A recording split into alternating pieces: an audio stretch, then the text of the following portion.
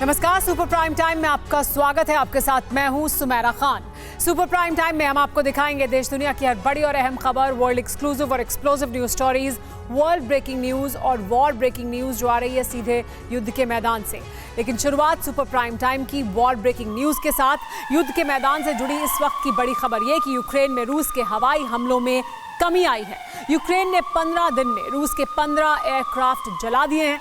नुकसान के बाद रूसी एयरफोर्स के हमलों में कमी देखी गई है। बमबारी की नई रणनीति बनाने में जुटा हुआ है रूस, ऐसा लग रहा है, क्योंकि उसे बड़ा नुकसान हुआ है।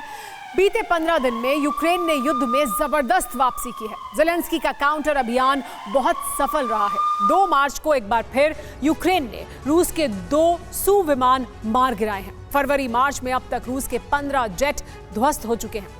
रूस के अंदरूनी शहरों पर यूक्रेन के लॉन्ग रेंज हमले भी शुरू हो गए हैं। यूक्रेनी सेना प्रमुख ने कई मोर्चों के कमांडरों की बदली भी कर दी है। यानी आने वाले दिनों में यूक्रेन का काउंटर ऑफेंसिव और ज्यादा विध्वंसक होने वाला है। यूक्रेन को अचानक इतनी बड़ी कामयाबी कैसे मिलने लगी है और कैसे यूक्रेन के सटीक हमले परमाणु विस्फोट का कारण बन सकते हैं, इस रिपोर्ट में देखिए।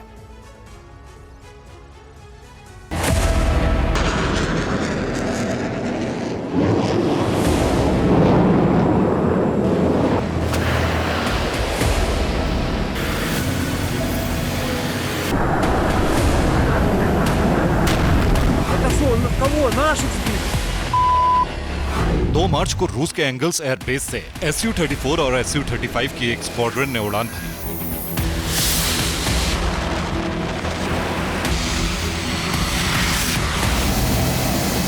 इन विमानों को एक खास मिशन के लिए रवाना किया गया।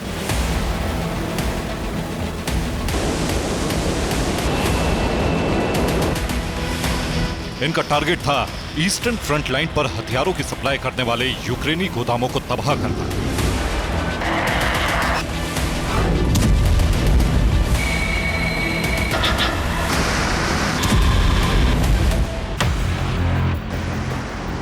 ऑपरेशन के ब्लूप्रिंट के साथ ये विमान उड़े और यूक्रेनी वायुसेना के युद्ध क्षेत्र में दाखिल हो गए।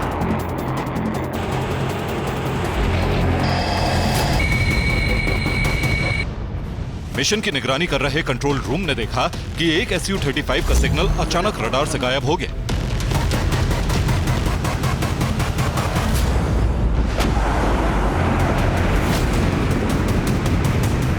इसके बाद रूस के रक्षा मंत्री सर्गेई शोइगु को इसकी खबर दी गई।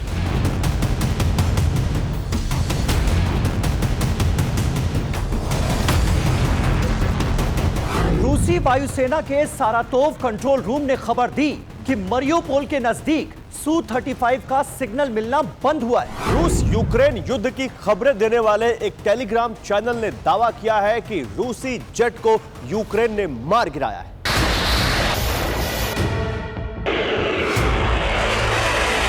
यूक्रेन 17 फरवरी से लगातार रूसी वायुसेना के लिए काल बना हुआ है। इतने कम समय में यूक्रेनी सेना ने इतने ज्यादा फाइटर जेट अब तक नहीं गिराए।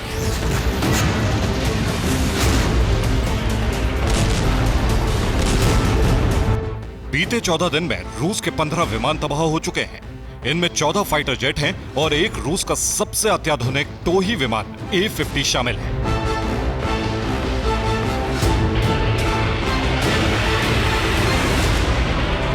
सत्रह फरवरी से रूसी वायुसेना के फाइटर जेट यूक्रेन में बमबारी करने जाते हैं और सभी सही सलामत नहीं लौटते हैं।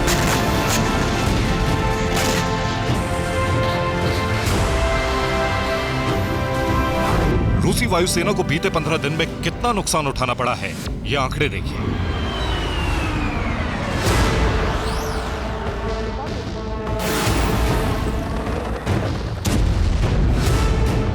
17 फरवरी को यूक्रेनी मिसाइल फोर्सेस ने रूसी वायुसेना के 2 सुखोई 34 और 1 सुखोई 35 फाइटर जेट गिराए। इसके अगले दिन यानी 18 फरवरी को रूस का 1 सुखोई 34 फाइटर जेट नष्ट कर दिया गया। 19 फरवरी को यूक्रेन ने रूस का 1 सुखोई 34 और 1 सुखोई 35 मिसाइल हमला करके तबाह कर दिया।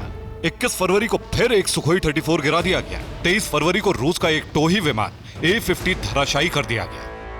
27 फरवरी को यूक्रेन ने एक साथ 2 सुखोई 34 फाइटर जेट गिराए। 29 फरवरी को 25 मिनट के अंदर रूस के 3 सुखोई 34 फाइटर जेट गिरा दिए गए। 2 मार्च को रूस का एक Su-34 जेट यूक्रेनी हमले में खाक हो गया और इसी दिन एक Su-35 भी रडार से गायब हो गया।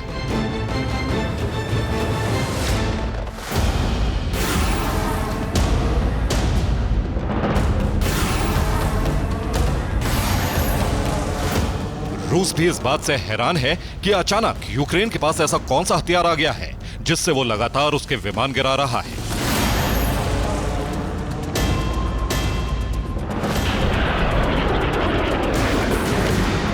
लेकिन रिपोर्ट यह है कि रूस का गाइडेड बम हमले करने का टारगेट ही उसके विमान की तबाही की वजह बन रहा है।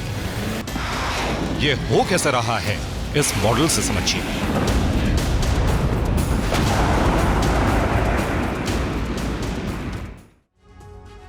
रूस की वायुसेना यूक्रेन पर गाइडेड बॉम्ब फैब 500 से हमले करने के मिशन पर रवाना होती है। इन विमानों को जिन हथियार गोदामों को टारगेट बनाना होता है वो ईस्टर्न फ्रंटलाइन के युद्ध क्षेत्र से पीछे बने होते हैं। इन पर हमले करने के लिए रूसी वायुसेना को गोदामों से 40 किलोमीटर की रेंज तक जाना होता है। इस रेंज को कवर करने के चक्कर में रूसी विमान यूक्रेन के जाल में फंस जाते हैं, क्योंकि यूक्रेन ने ईस्टर्न फ्रंटलाइन के युद्ध क्षेत्र पर medium range air defence system IRIS-T और NASAMS तैनात किए हुए हैं। रूसी विमानों को इन्हें क्रॉस करने दिया जाता है। टारगेट के पास यूक्रेन ने long range defence system patriot, SAM-PT और S-300 तैनात किए हैं। 40 किलोमीटर की रेंज तक जाने के बाद रूसी विमान दोनों एयर डिफेंस सिस्टम के बीच फंस जाते हैं और ये सुरक्षा लेयर मिलकर रूसी विमानों को मार गिराने में कामयाब हो जाती है।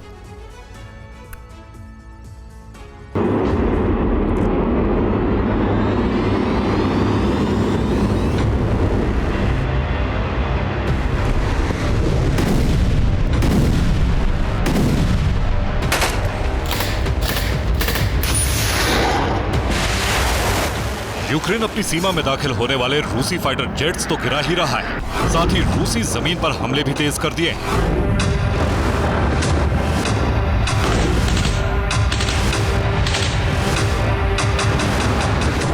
मार्च को रूस के येकातेरिनबर्ग पावर स्टेशन पर धमाका हुआ।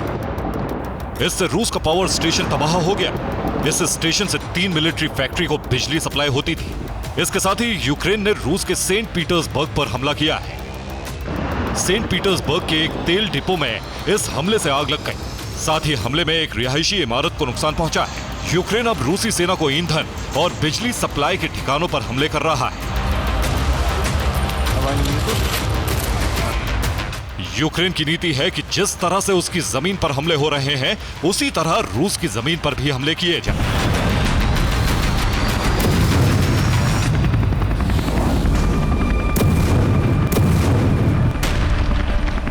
यूक्रेन अब लंबी दूरी के हथियारों से रूस पर हमले कर रहा है।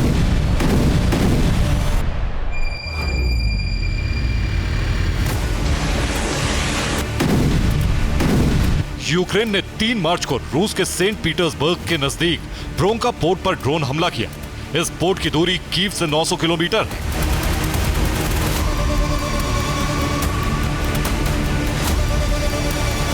मतलब साफ है कि यूक्रेन लंबी दूरी के ड्रोन का इस्तेमाल कर रहा है। ये ड्रोन युद्ध छिड़ने के बाद यूक्रेन में बनाए गए UJ-22 और रूबक है।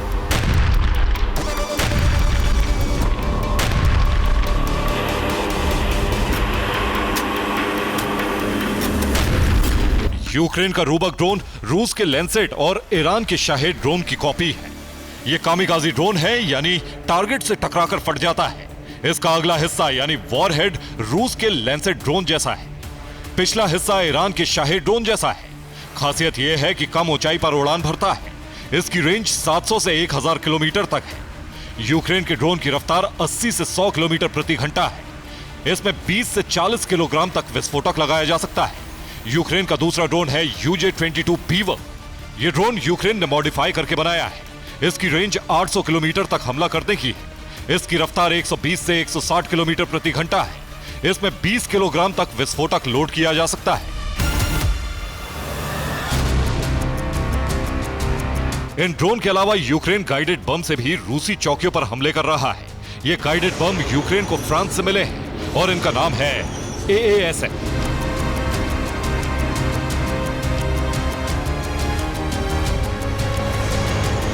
बीते 15 दिन में यूक्रेन ने युद्ध में जबरदस्त वापसी की और खबर यह है कि अब यूक्रेन के सेना प्रमुख साइरेस्की कई कमांडरों को बदलने वाले हैं।